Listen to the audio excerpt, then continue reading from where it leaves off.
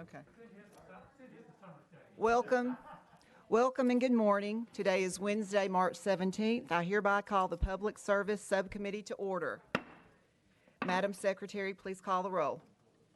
Representatives Alexander, Jernigan, Johnson, Kiesling, Marsh, Wendell, Chairman Hilton. Here. Chairman Hilton, you have a quorum.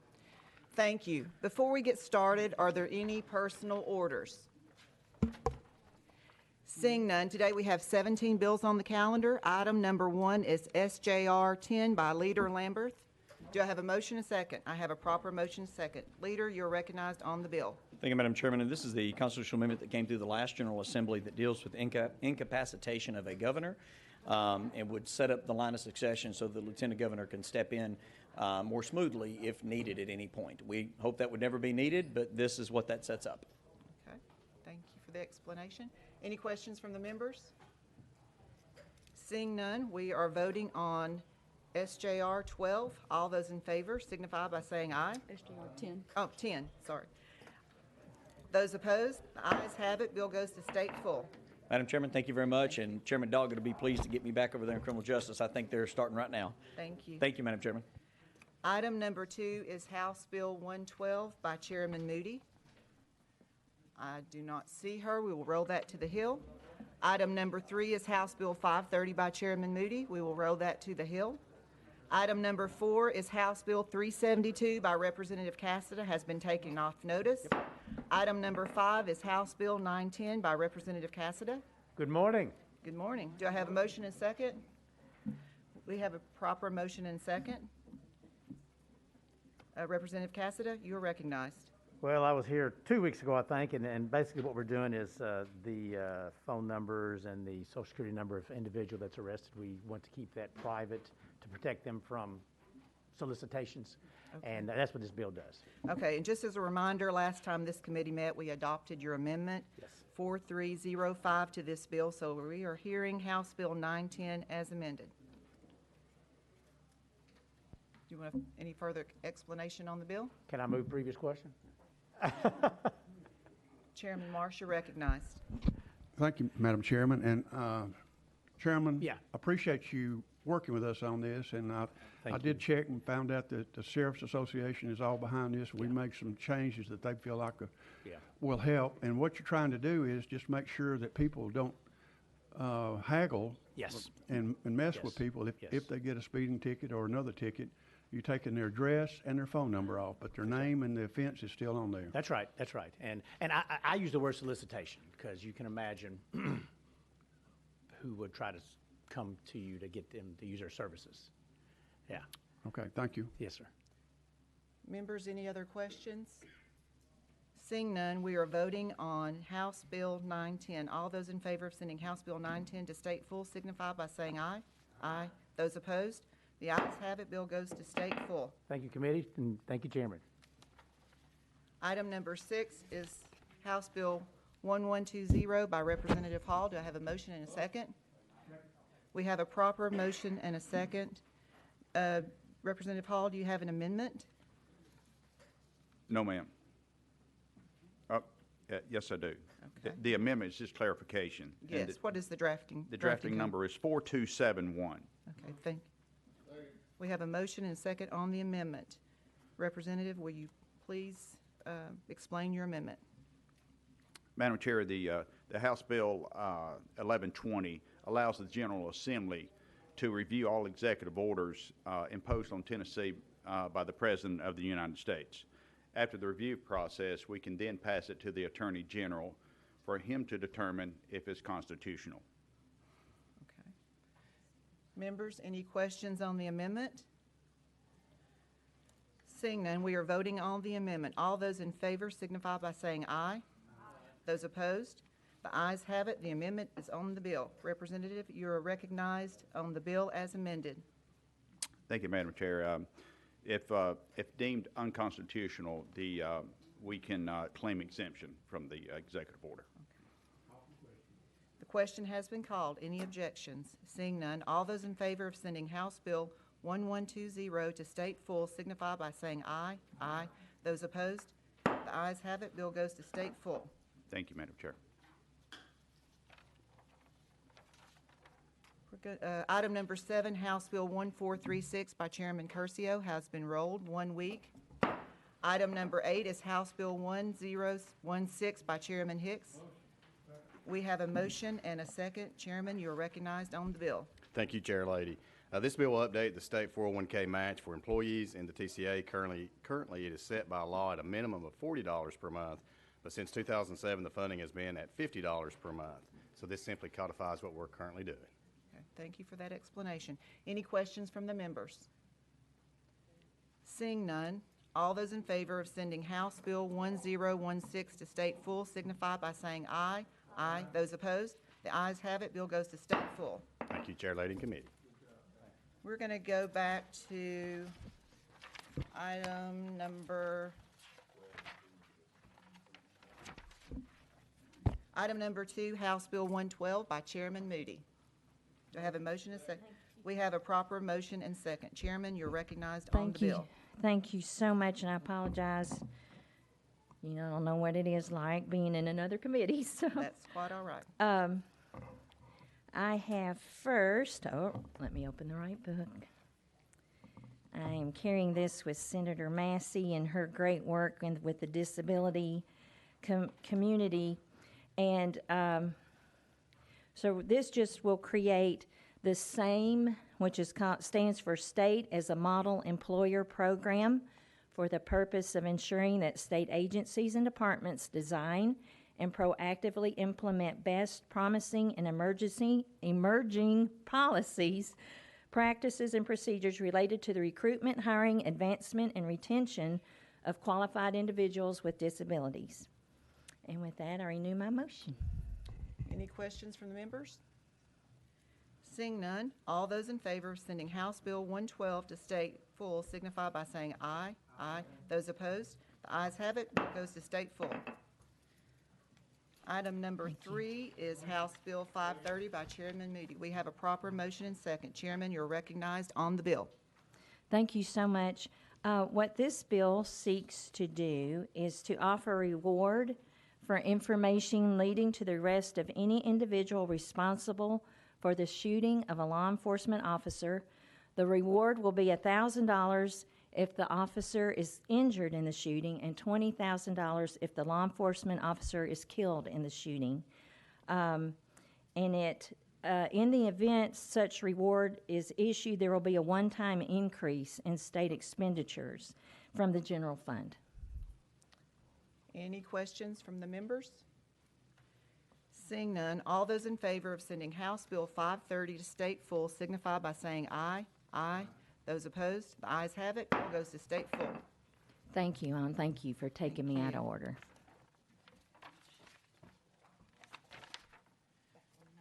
Item number 9 is House Bill 1383 by Chairman Todd. We have a proper motion and a second. Chairman Todd, you're recognized, and looks like you have 2 amendments. Thank you, Madam Chair. The amendment that I want on this is drafting code 5296. Okay. The other one I don't need considered. You are recognized on 5296. Please explain your amendment. Thank you, Madam Chair. This We rewrites have the a bill. motion and a second on the amendment. Thank you. This rewrites the bill, and this is actually fulfilling a need that we have all across the state with law enforcement agencies. As many of you are aware, our local agencies are having trouble filling positions. They have a lot of vacancies, and this allows our law enforcement officers, retired law enforcement officers, to come back and fill some of those vacancies. Right now, they're restricted to, I believe it's 120 days of service in a year without damaging their retirement benefits. This would allow them to come back at full time and for the full year without hurting their retirement benefits. It has some caveats and things that we have worked out with the TCRS folks to make sure that the fund is not damaged. We don't want to change the pattern of retirement, but many of these, probably most of these, are required to retire. There's mandatory retirement ages and service years, and so they're forced out. So there's a set date they have to retire anyway. And we don't believe with the formula that we have here that we've worked out with the TCRS folks that this will hurt that pattern of retirement. It sunsets, I believe, in 2 years to make sure that we have to come back and revisit this and look at it and assess with numbers, real data, how this has affected TCRS. There's several IRS considerations that we've worked through to make sure that we meet the IRS requirements for TCRS. And it's going before their pensions council next week, again, to vet this out further. So I'd appreciate your consideration. Chairman, you're recognized. Thank you, Madam Chairman. Now, I think you said that this is less pay than the full-time pay. It drops back to part-time. And does this include the state troopers? Okay. You're recognized. It is, they would go back to work at no more than 85% of the pay rate for that position for their years of service and what they're qualified for. So there is a disincentive for them to be rehired from that, and that's part of the formula to not create a different pattern of retirement. It is full-time. They would be able to be full-time, but just at that 85% pay rate. Chairman, you're recognized. What about state troopers? You're recognized. Sorry, forgot to mention that. Yes, we did include state troopers and TBI, retired TBI in that as well. Now, and they still are able to get their retirement funds at the same time they're getting their salaries? You're recognized. Yes, that is correct. That's been the issue. If they went to, as it stands now, if they work more than 120 days, I think I've got that number right. It's been a while since that was kind of the beginning of this whole process. If they work more than that, then their benefits are reduced. Their retirement benefits are reduced. So this says, no, your retirement benefits will not change. They will not be contributing to TCRS. So they're not going to be increasing their retirement benefits by going back to work. That was another stipulation that we worked out. But they would be full-time. Their benefits still remain full. They're just at that 85% of salary. Any further questions on the amendment? Seeing none, we are voting on the amendment. All those in favor signify by saying aye. Aye. Those opposed? The ayes have it. The amendment is on the bill. Chairman, you are recognized on the bill as amended. I renew my motion. Question has been called. All those in favor of sending House Bill 1383 to state signify by saying aye. Aye. Those opposed? The ayes have it. Bill goes to state full. Thank you, Chair, Lady, and Committee.